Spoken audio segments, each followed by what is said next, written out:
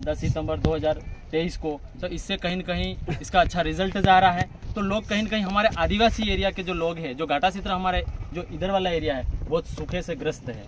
और यहाँ पे लोग समय पे ये जो सीजनल लोग रहते हैं, जैसे कि मानसून पे डिपेंड करते हैं, मानसून के बाद कमाने के बाद गर्मी आ जाती है, गर्मी में पानी की दिक्कत होती है तो वो पलायन कर जाते हैं। तो ऐसी इस समस्या को हमेशा के लिए ख़त्म करने वाला अभी तक कोई आया नहीं है। तो इसलिए ये लोग सभी अब ठान लिया है कि भारत आदिवासी पार्टी का दामन थामे और आगे बढ़े। तो आपको क्या लगता है, राजकुमार जी रोथ है वो लोकसभा चुनाव में सांसद बन जाते हैं तो क्या पलायन को रोक पाएंगे? बिल्कुल ऐसा कुछ समीकरण अपनाएंगे जो हमेशा इन लोगों की समस्याएं रही है, उनकी केस स्टडी होगी तो कहीं न कहीं ज़रूर इन आदिवासियों का भला होगा।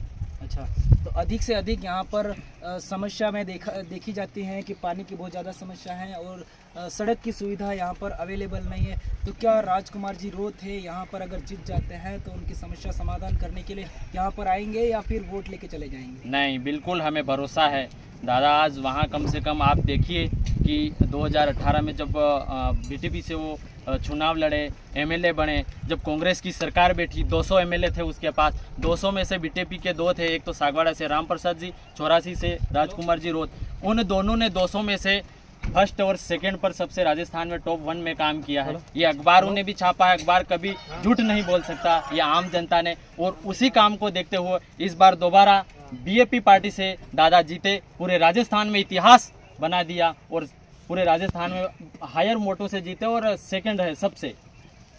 तो ये बड़ी जीत है। ये इसलिए जीत है क्योंकि जनता का दिल जीता और वास्तव में हकीकत में जो धरातल पे काम किया वो आम पब्लिक को पता है और वो दिख रहा है। आपके इलाके से आप लोग कितने वोटिंग दिलवा दोगे राजकुमार जी को? हमारी कोशिश अभी जारी है कि डोर टू डोर वर्क चल रहा है। जैसे ये अभी मिलन समारोह युवाओं का कार्यक्रम रखे हैं तो कहीं न कहीं युवाओं को और अदर पार्टी में कार्यकर्ता कहीं न कहीं जो जुड़े हुए हैं उनको भी हम यहाँ लाने की कोशिश कर रहे हैं और वो भी जुड़ रहे हैं, उनकी उत्सुकता दिखा रहे हैं। तो सदी से तक हम कर रहे हैं। आज भी बहुत सारे जो आपके सामने बैठे हैं, यहाँ जो कार्यक्रम हो रहा है वो पहली बार हो रहा है और दादा का भारत आदिवासी पार्टी के रूप में यहाँ आना हो रहा है, वो पहली बार आगमन हो रहा है। उनके स्वागत के लिए ये आपके सामने सारी भीड़ दिख रही है। अच्छा, यहाँ पर बहुत सारे अभी भारत आदिवासी पार्टी है, उसका राजनीतिक करने का ही उद्देश्य है या फिर वो एक समाज को एक नई दिशा की ओर ले जाने का?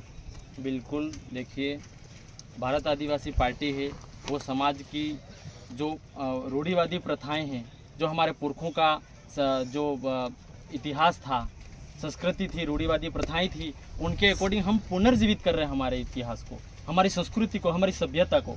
तो उसके अकॉर्डिंग हम ज़रूर कहीं न कहीं देखिए आप हम हमारी सभ्यता पे जाएंगे तो कहीं न कहीं हमारा खुद का संरक्षण होगा तो ओबियसली हमारा विकास होगा, उत्थान होगा, आगे बढ़ेंगे, शिक्षा से जुड़ेंगे, विकास होगा। और भी साथी इनसे जानने की कोशिश करेंगे। नमस्ते भैया। नमस्कार सर। ठीक है, वो उससे इतने साल राज किया, ये तो हमारे लोग बोले वाले थे। आज वो कह रहा कांग्रेस, पहले कह रहा था कि कांग्रेस तो हमारी माँ है। जब खुद बेटा माँ को लात मार के दूसरे पाड़े में जा रहा, वो बेटा उस माँ का कैसे हुआ? कह रहा है मैं राम के नाम से वोट लूंगा, मतलब धर्म के नाम से, लेकिन राजकुमार जी के सामने कुछ नहीं फेंका जाएगा। ये मेरा चैलेंज है।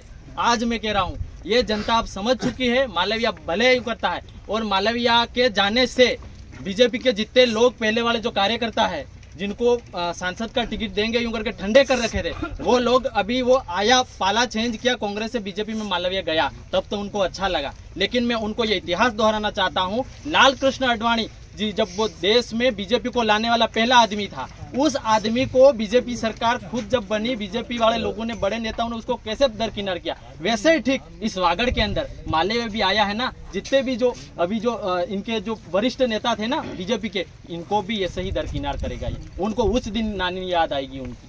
जब महेंद्रजीत सिंह मालवीय कांग्रेस को माँ कहते थे तो फिर भाजपा में क्यों चले गए? ये देखो, कहीं न कहीं ईडी का डर है, यूं भी कह रहे, और एक तरह से गेडी का डर है। गेडी जो कि भारत आदिवासी पार्टी का चुनाव था, उसको लगा अभी विधानसभा चुनाव पिछले 2 महीने में बीत गया, उसमें हुआ, इसको नानी याद आ गई है चुनाव निकालने में। बहुत पैसा खराब किया उसने, तब जाके उसको पता चला कि अब मेरी चलने वाली है नहीं। ठीक है, दिल्ली मोदी को गाली देता था कांग्रेस में रहके, लेकिन ऐसी नौबत आ गई पाला चेंज करके, और उसको एक तो इधर डर ईडी का और दूसरा गेडी का, क्योंकि आदिवासी जो समाज है, आदिवासी समाज वास्तव में जानता है और उसकी हकीकत मांगों को लेकर कभी ये सामने नहीं आया। आप खुद जानते हो इस चीज को। कभी विधानसभा में आरक्षण की बात नहीं करी, इनकी सरकार थी और इधर जाके लोगों को गुमराह कर रहे। अब ये पब्लिक, ये जनता जनार्दन आदिवासी समाज है जो बोला है, लेकिन आज की तारीख में दादा समझ चुका है। और भी युवा लोग हैं और काका जी वगैरह, इनसे जानने की कोशिश करेंगे। बहुत वेटिंग में लग रहे हैं, मुझे लग रहा है राजकुमार जी रोत अभी आने वाले हाल फिलहाल, और ये वेटिंग में यहाँ पर बैठे हैं। नमस्ते काका जी। क्या नाम है आपका? अपने आविरन पेला राजकुमार जी। अच्छा। हाँ, प्रत्यक्ष है हमारे आदिवासी, भारत आदिवासी पार्टी के। अच्छा। उनको सुनने के लिए, देखने के लिए और सभी बातें सुनने के लिए। अच्छा, आपकी उम्र मुझे लग रही है 40 से 45 साल तक तो होगी सही, और आप बारी बारी से कांग्रेस और भाजपा को वोट देते आ रहे थे, लेकिन आपने क्या सोचा और राजकुमार जी की सभा में आप उपस्थित हुए? बिल्कुल सही बात है। 40 साल की उम्र है सर मेरी, और हम बारी बारी से एक बार भाजपा को वोट दिए, एक बार कांग्रेस को देते आए, हमारे बाप दादा भी देते आए। बाकी यहाँ से जीत के गए, आदिवासियों के बारे में एक भी शब्द नहीं बोले आगे जाके, बिल्कुल एक ही शब्द नहीं बोले। हाँ, इसीलिए ये जो हमारे नौजवान अभी मेरे से पीछे के छोरे जो कम उम्र वाले अभी संविधान को पढ़ने लग गए। पहले थोड़े कम पढ़े लिखे थे, इसलिए वोट देते आए। अब पढ़े लिखे हो गए, संविधान को जानने लगे। और ये जो राजकुमार जी है, अच्छा काम वहाँ पे डूंगरपुर में, सोरासी में अच्छा विकास किया। उसको देखते हुए हमको सभी को लगा, देख रहे मोबाइल में, टीवी पे देखते हैं, सबको लगा अच्छा आदमी है। तो फिर हमने सभी ने मिल के उनको चुने और हम जिताएंगे, निश्चित रूप से जिताएंगे। ये हमारे वोट दिला दोगे आप इधर आपके एरिया से? हमारे एरिया से हमको ऐसा लग रहा, रुपये में से 12 आने उसको दिलाएंगे, 4 आने को और भी जानने की कोशिश करेंगे। नमस्ते काका जी। શું નામ है તમારું? अच्छा, હું લેવા આટે वो देखवाया मीटिंग देखना रखा हूँ पर बैठा बैठा सामरिकला। अच्छा।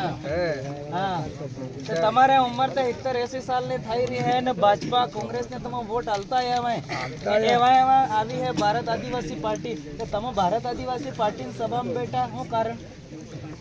ये जो बड़ा बड़ा नेता वोट लेता जाना, माना विश्वास देता जाने, कूदी कूदी बाजू जाता हमारे तेवा कोई भी सरकार आवे तो हमारे सहयोग सी हमारे इन्हीं व्यवस्था करान वोट दांगा अभी। अच्छा। अभी तो हमारे विश्वास देने कूदे गया वहाँ मोते फूले झूले पड़ी गया।